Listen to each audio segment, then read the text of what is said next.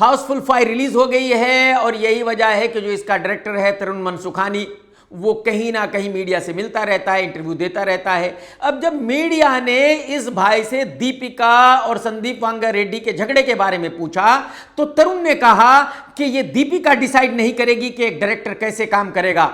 अगर कोई हीरोइन ये कहेगी कि मैं तो सुबह 11 बजे आऊंगी और 5 बजे चली जाऊंगी तो मैं उसके साथ काम क्यों करूंगा। तरुण का कहना यह है कि किसी भी डायरेक्टर को एक हीरोइन से पूछने की जरूरत नहीं है कि वो अपनी फिल्म कैसे बनाएगा। एक हीरोइन किसी भी डायरेक्टर को डायरेक्शन नहीं दे सकती कि वो किस तरह से अपनी फिल्म बनाए। कहने का मतलब यह है कि तरुण ने संदीप वांगा रेड्डी डायरेक्टर को सपोर्ट किया है और दीपिका को अपोज किया है, दीपिका को जमकर बुरा भला कहा है। बहुत सारे लोग पूछते रहते हैं कि भाई साहब फिल्मों का बिजनेस कैसे होता है, किस फिल्म में फायदा हुआ है, किस फिल्म में नुकसान हुआ है। मैं आपको ये बता दूं कि आज की तारीख में ये जानना बड़ा मुश्किल हो गया है कि किस फिल्म ने कितना बिजनेस किया है, क्योंकि जो निर्माता है वो कुछ भी कलेक्शन बताने लगे हैं, कुछ भी बिजनेस बताने लगे हैं। एक निर्माता है दिनेश विजन, अगर उसकी फिल्म 1 करोड़ रुपए का बिजनेस करती है तो वो 10 करोड़ का बताता है।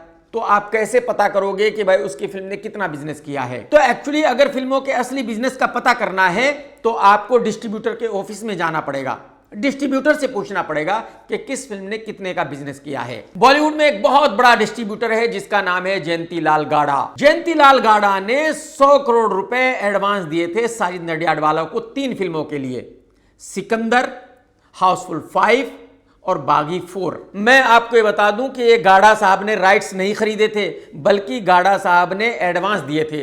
यानी कि गाड़ा साहब इन तीनों फिल्मों को रिलीज करेंगे, जो बिजनेस होगा फिर डिसाइड होगा कि भाई गाड़ा साहब ने साजिद से वापसी लेने हैं या गाड़ा साहब ने कुछ और पैसे साजिद को देने हैं। और इस फॉर्मेट को कहा जाता है कि ये तीनों फिल्में कमीशन पर रिलीज हुई हैं। यानी कि इनमें से हर फिल्म का जो भी रियल बिजनेस होगा उस रियल बिजनेस पर तकरीबन 10% कमीशन मिलेगा गाड़ा साहब को। आप सभी को पता है कि सिकंदर बहुत बड़ी फ्लॉप रही है, तो सिकंदर का शेयर आया है तकरीबन 25 करोड़ रुपए। हाउसफुल ने अगर 150 करोड़ रुपए का बिजनेस किया, 150 करोड़, और ये रियल बिजनेस की मैं बात कर रहा हूं, तो शेयर आएगा तकरीबन 60 CR। तो 60 + 25 हो गया 85 CR।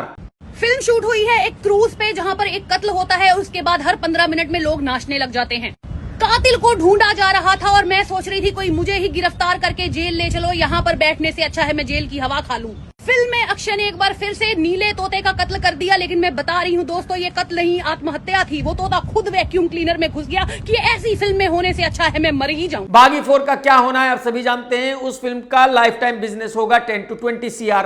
यानी कि उस फिल्म का जो शेयर होगा वो ज्यादा से ज्यादा होगा 6-7 करोड़ रुपए। तो मुझे ऐसा लगता है कि इन तीनों फिल्मों के रिलीज होने के बाद साजिद भाई को तकरीबन 10 करोड़ रुपए वापसी करने पड़ेंगे गाड़ा साहब को। यह है फिल्मों का रियल बिजनेस। आप में से बहुत सारे लोग ये भी पूछ रहे हैं कि हाउसफुल 5 का क्या होगा, निर्माता को कितना नुकसान होगा या फायदा होगा। देखिए हाउसफुल एक बहुत बड़ी फिल्म है, ऐसी फिल्म में निर्माता को ज्यादा नुकसान होता नहीं है, क्योंकि जो भी माल होता है वो पहले ही बिक चुका होता है। अगर इस फिल्म का इंडिया का थिएट्रिकल शेयर बनता है 60 CR, ओवरसीज का बनता है 10 CR, तो हो गए 70 CR।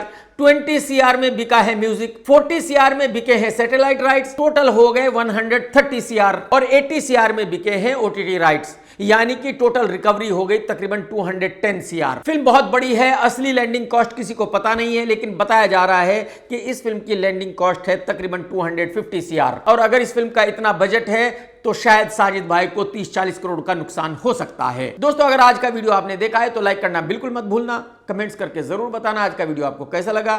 टेक केयर दोस्तों, tata bye bye, love you, जय हिंद, सत्यमेव जयते।